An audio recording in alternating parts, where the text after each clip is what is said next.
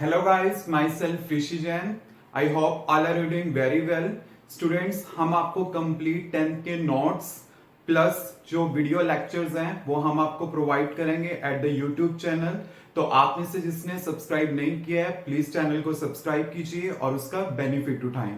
तो स्टूडेंट, आज जो बेसिकली हमारी डिस्कशन है वो 10th क्लास के साइंस के सिलेबस के ऊपर है। We have to discuss about the syllabus कि आपके पास कौन कौन से चैप्टर है, कौन कौन से चैप्टर ज्यादा इंपॉर्टेंट है और किसमें से मेनली ज्यादा वेटेज आपके पास एग्जाम्स में आता है। तो किस टाइप से आपको बेसिकली ये चैप्टर्स प्रिपेयर करने चाहिए वो हम आपको बताएंगे। अब देखिए स्टूडेंट्स, बेसिकली जो साइंस का सिलेबस है वो 5 सेक्शंस में डिवाइड किया गया है। टोटल 5 सेक्शन डिवाइड किए गए हैं।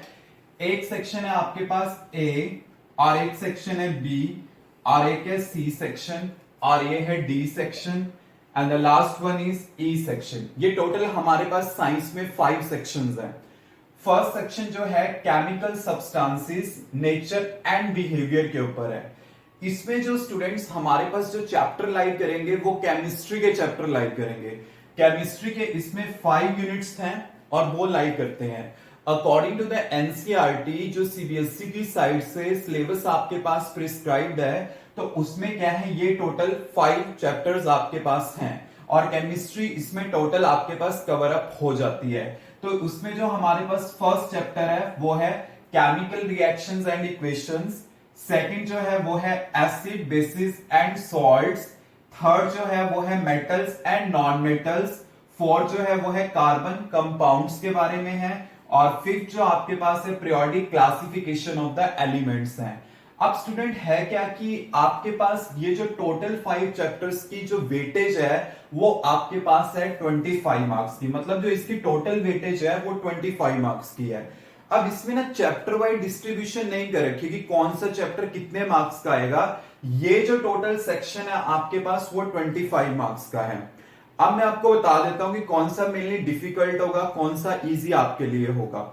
स्टूडेंट, जो आपके पास फर्स्ट चैप्टर है केमिकल रिएक्शन एंड इक्वेशन, इसमें ना मेनली बैलेंसिंग के बारे में आपके पास है, about the type of the reaction है, अबाउट द रेंसिडिटी फिनोमिना है, कोरेजन फिनोमिना है, इन चीजों के बारे में बेसिकली डिस्कशन होती है।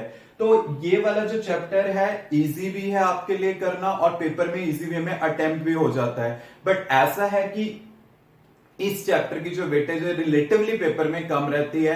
3 to 4 मार्क्स तक का ये चैप्टर आपके पास एग्जाम में आता है। मतलब ये जस्ट मेरी अपनी एक प्रिडिक्शन है बट टोटल वेटेज 25 रहेगी। आप देखिए जो नेक्स्ट चैप्टर आपके पास है वो है acid, basis and salts. Acid, basis and salts में से जैसे एसिड और बेसिस के बारे में आपको पता होनी चाहिए और इनकी रिएक्शंस के बारे में पता होने चाहिए कि मेटल्स के साथ किस टाइप से रिएक्ट करते हैं, अलग अलग सब्सटेंसेस के साथ इनका बिहेवियर कैसे होता है and about the salt. Salts के बारे में डिफरेंट टाइप्स के आपके पास सॉल्ट्स होंगे, उनके क्या क्या यूजेस हैं, तो वो चीजें आपको जर्नली पता होनी चाहिए क्योंकि इसके जो सॉल्ट्स हैं उसकी जो एप्लीकेशंस है वो जर्नली पेपर में पूछ ली जाती हैं। एप्लीकेशन के बेसिस पे आपसे नेम पूछ लिए जाते हैं। तो इस चैप्टर की वेटेज ज्यादा ना सही अप्रोक्सीमेटली आपके पास 4 to 5 मार्क्स तक का ही रहता है, ज्यादा नहीं। आपके पास है metals and non metal. Metal and non metal students जो है वो थोड़ा लेंथी प्रोसीजर है, लेंथी चैप्टर है, बट इसमें से ये है कि हमारे पास जो एग्जाम में वेटेज आती है वो काफी ज्यादा अच्छी आती है। जो metals and non metals chapter है इसमें से जनरली आपको मेटल्स के बारे में स्टडी करना है, नॉन मेटल्स के बारे में, दोनों में डिफरेंस क्या होता है, दोनों की फिजिकल प्रॉपर्टी क्या होती है, केमिकल प्रॉपर्टीज क्या होती है और एक और क्या होता है कि मेटल्स को आप कैसे एक्सट्रैक्ट कर सकते हो क्योंकि जो मेटल होती है ना वो हमें प्योर फॉर्म में नहीं मिलती, उसके और मिलते हैं। देन और से आप उसे कैसे फाइंड आउट करोगे, कैसे आप प्यूरिफिकेशन करोगे, कैल्सिनेशन, रोस्टिंग, यहाँ पे 2 फिनोमिना आएंगे।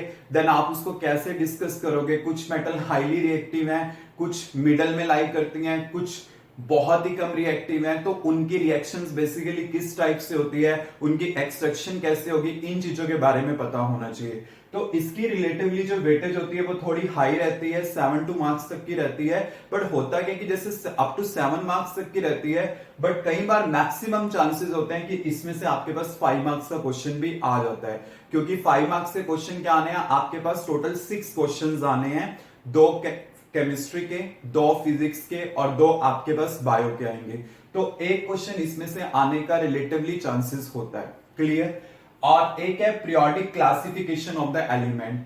This one is a easiest chapter. अभी मैंने कार्बोनेटेड्स कंपाउंड नहीं लिया, अभी मैं डिस्कस कर रहा हूं periodic classification of the elements. Periodic classification of the elements जो आपके पास चैप्टर है वो इजीएस्ट चैप्टर है, आप काफी इजी वे में कर सकते हो। बट स्टूडेंट जनरली हम सबसे बड़ी मिस्टेक क्या करते हैं, इसकी थ्योरी पढ़ लेते हैं and then we will say कि ये फिनिश हो गया।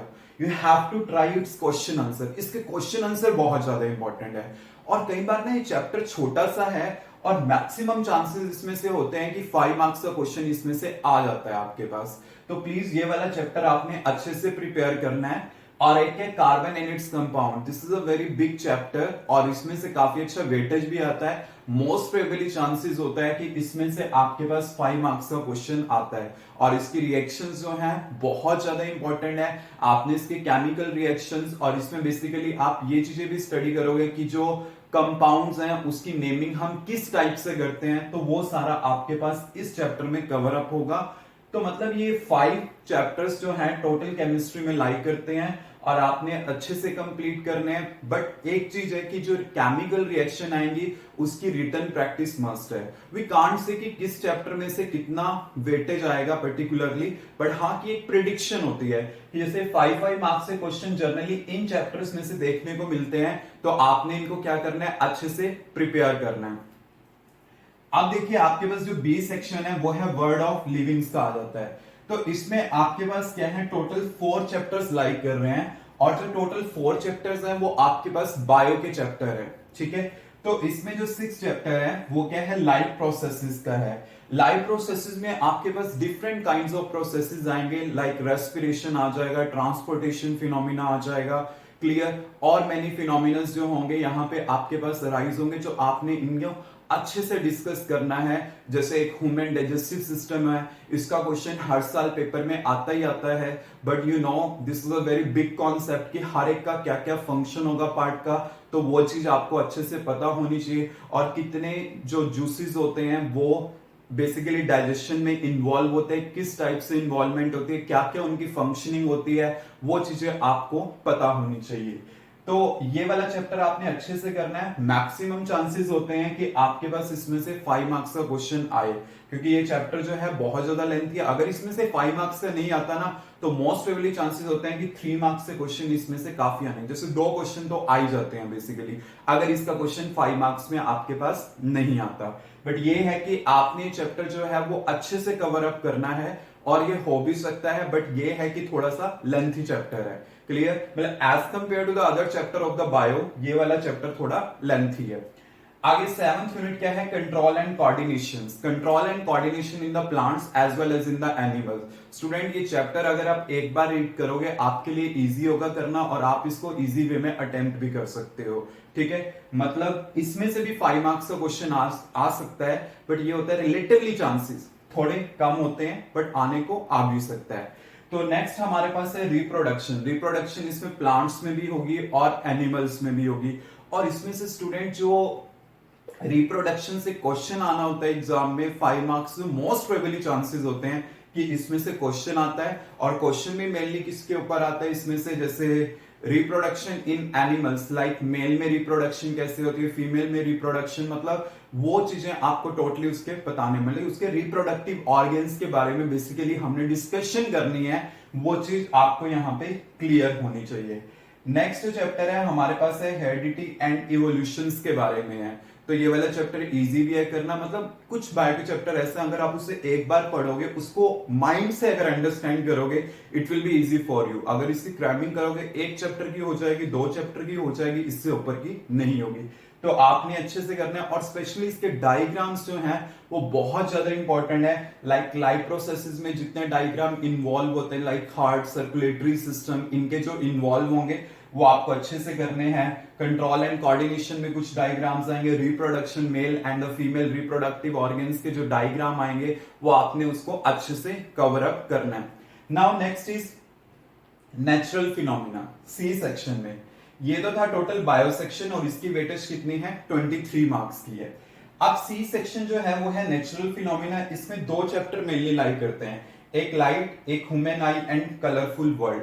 ये टोटल जो है स्टूडेंट्स हमारे पास ऑप्टिक्स से रिलेटेड है, कि इसमें लाइट में आपने रिफ्लेक्शन और रिफ्रैक्शन के बारे में स्टडी करना है, तो ये आप अच्छे से कवर अप कर सकते हो। चैप्टर लेंथी है और इसमें मेनली डायग्राम मस्ट है, और इसमें से जो लाइट चैप्टर है हमारे पास न्यूमेरिकल सेक्शन को कंटेन करता है, तो आपने इसके न्यूमेरिकल अच्छे से कवर अप करने हैं, क्योंकि कई बार एग्जाम्स में इसके न्यूमेरिकल भी आपके पास आए, मोस्ट प्रोबेबली चांसेस होते हैं। और कई बार स्टूडेंट इसके न्यूमेरिकल ना एक बार प्रैक्टिस करोगे इजी है, बिकॉज इसके जो न्यूमेरिकल एग्जाम में आए हुए हैं 5 मार्क्स में आ जाते हैं और इजी होते हैं अटेम्प्ट करने। और कई बार हमारे माइंड में फोबिया होता है कि न्यूमेरिकल तो होंगे ही, हो सकते हैं, just you have to think about the sign convention. Sign convention का थोड़ा है कि आपको याद रखना पड़ेगा कब पॉजिटिव और नेगेटिव लेना है, जब आप चैप्टर करोगे देन आपको ये चीज क्लियर हो जाएगी।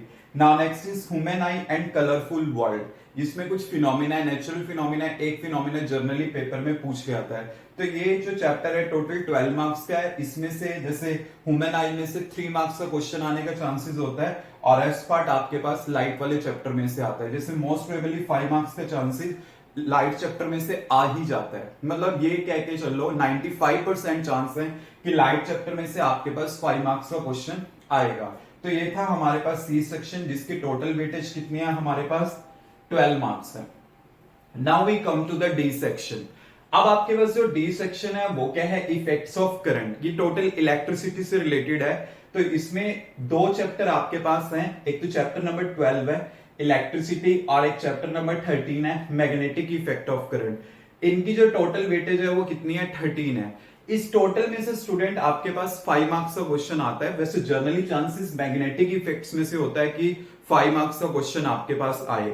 इलेक्ट्रिसिटी में आपके पास न्यूमेरिकल आने के चांसेस 99% होते हैं, मतलब बहुत चांसेस हैं कि इस पोर्शन में से आपके पास न्यूमेरिकल आए। बट न्यूमेरिकल करने का एक मेथड है स्टूडेंट, उसे अच्छे से ऑप्ट करना है, क्योंकि हमारे पास टोटल साइंस में 2 ही चैप्टर में न्यूमेरिकल हैं, एक तो चैप्टर लाइट में और एक इलेक्ट्रिसिटी में। तो ये अच्छे से अटेम्प्ट हो सकते हैं, जस्ट आपने थोड़ा ध्यान देना है। और मैं फर्स्टली आपको रिकमेंड करूंगा कि एनसीईआरटी के न्यूमेरिकल कवर अप करें, and then will go to the practice of the other numerical portion. Clear?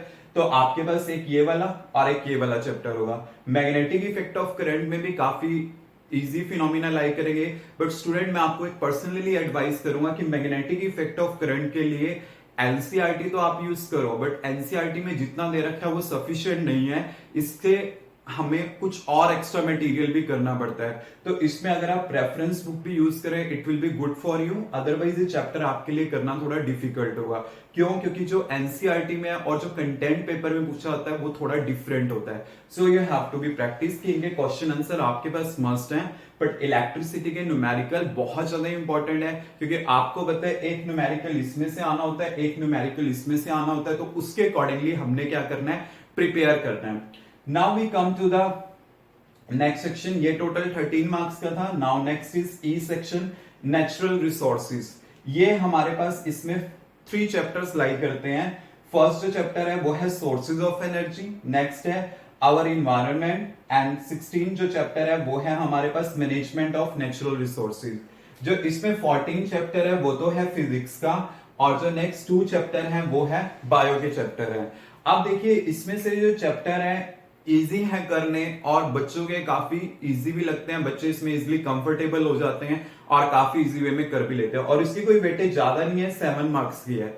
Sources of energy काफी इजी चैप्टर है, अगर आप एक बार करोगे, ट्राई करोगे, देन आप इसको इजीली अंडरस्टैंड कर सकते हो। और जनरली देखो चांसेस होते हैं कि इसमें से 3 मार्क्स का क्वेश्चन आपके पास आ भी जाता है और इजी वे में वो अटेम्प्ट भी हो जाता है। नाउ आवर इन्वायरमेंट, ये भी इजी चैप्टर है, आप इसको इजी वे में कवर अप कर सकते हो अगर करना चाहो तो, मतलब इसमें से वेटेज हाई हो जाते हैं। जैसे कुछ स्टूडेंट होते हैं ना कि हाँ कि बिलो एवरेज होते हैं कि वो ज्यादा नहीं कवर अप कर सकते, तो वो इन चैप्टर्स को मेनली रिकमेंड कर लेते हैं। Clear? Management of natural resources एक बार पढ़ने की जरूरत है, बट मोस्ट प्रोबेबली चांसेस इसमें से क्या होते हैं, थोड़े कम होते हैं कि एग्जाम में से इसमें से क्वेश्चन आए।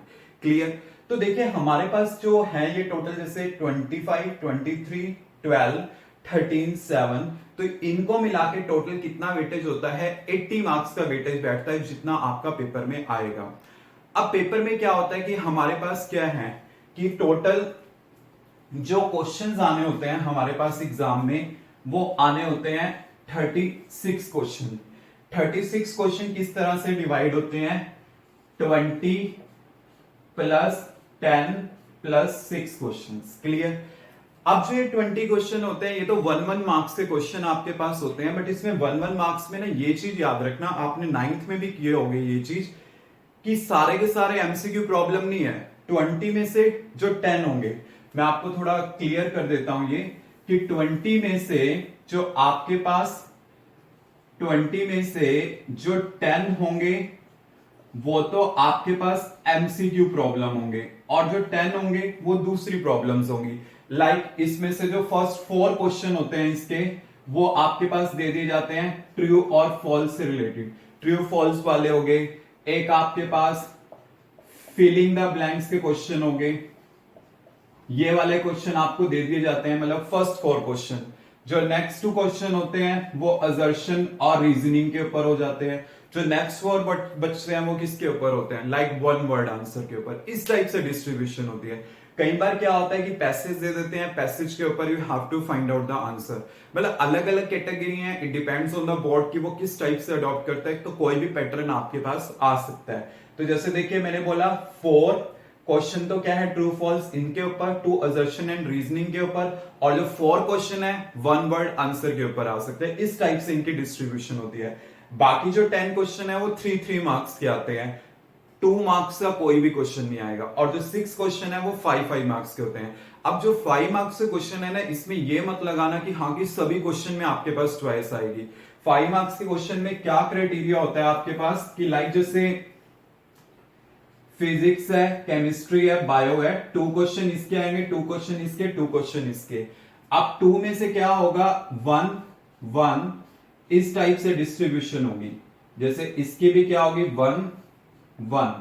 अब इसमें क्या होता है, एक क्वेश्चन में चॉइस मिलेगी, एक क्वेश्चन में चॉइस नहीं होगी, एक कंपलसरी होगा। ऐसे इसमें चॉइस मिलेगी, इसमें कंपलसरी होगा, इसमें चॉइस मिलेगी, इसमें कंपलसरी होगा। मतलब क्या होता है, एक क्वेश्चन तो विदाउट चॉइस होगा और एक क्वेश्चन आपके पास चॉइस के साथ होगा। इस टाइप से आपने करना होता है। मतलब अभी तक पैटर्न आपके पास ये हो रहा है according to the CBSE, and you have to be practice for that. तो स्टूडेंट आपको एमसीक्यू भी अच्छे से सॉल्व करने हैं, 1 वर्ड आंसर भी आपको आने चाहिए, वो जनरली सॉल्व हो जाते हैं। और एक असर्शन रीजनिंग जो मेनली कॉन्सेप्ट है बच्चों के लिए थोड़ा प्रॉब्लमेटिक होता है, then you have to be practice it. But firstly cover up your syllabus, और जो मेनली चैप्टर हमारे लिए इंपॉर्टेंट बनता है, जैसे कुछ बिलो एवरेज स्टूडेंट होते हैं वो कवर अप करना चाहते हैं, तो उन्हें बेसिकली जो चैप्टर करने चाहिए, एक तो कार्बन एंड इट्स कंपाउंड में जो रिएक्शंस होती हैं उन्हें अच्छे से कवर अप करना वो हो जाती हैं important. Periodic classification of the elements वो आप अच्छे से कवर अप कर सकते हो, आपके लिए इजी है। और जैसे इसमें है लाइव प्रोसेस में मेनली आपने डायग्राम्स की प्रैक्टिस कर ली, कंट्रोल एंड कोऑर्डिनेशन, रिप्रोडक्शन, ये वाले चैप्टर आप कर सकते हो, इसमें से ओनली डायग्राम्स कर लो। अब जैसे लाइट है, लाइट के आप डायग्राम्स कर लो, थोड़ा न्यूमेरिकल, न्यूमेरिकल जैसे इसके 3 मार्क्स के होते हैं, तो 3 मार्क्स में से होता है 1.5 या 2 के आपने कवर अप कर लिया तो 1 नंबर कट गया। मतलब ये मत बनाइए कि हाँ कि अगर आप बिलो एवरेज हो तो आप न्यूमेरिकल कर ही नहीं पाओगे। 3 में से एटलीस्ट आप 1.5 और 2 ले सकते हो, तो आपके पास लाइट के न्यूमेरिकल हो जाएंगे। ऐसे ही ह्यूमन आई, ये वाला चैप्टर आप इजी वे में कर सकते हो। बाकी जो चैप्टर था कि जो मैंने यहां पे आपको बताया था चैप्टर्स के बारे में, एक था आपके पास इलेक्ट्रिसिटी के बारे में, और एक था आपके पास मैग्नेटिक इफेक्ट ऑफ करंट। तो इसका क्या है स्टूडेंट, थोड़ा थ्योरी जो है इसमें से थोड़ा अच्छे वे में करना, इलेक्ट्रिसिटी के mainly numerical, because without numerical in chapter का कोई फायदा नहीं है। तो आपने चैप्टर अगर करने हैं तो विद न्यूमेरिकल करने हैं। ये वाले चैप्टर जो है सभी स्टूडेंट इजी वे में कवर अप कर लेते हैं, ये हो जाएगा, ठीक है। तो आपने ये कंटेंट कंप्लीट करना है। Clear students, any doubt? I hope student you will all do that in a very easy way. Best of luck to all of you.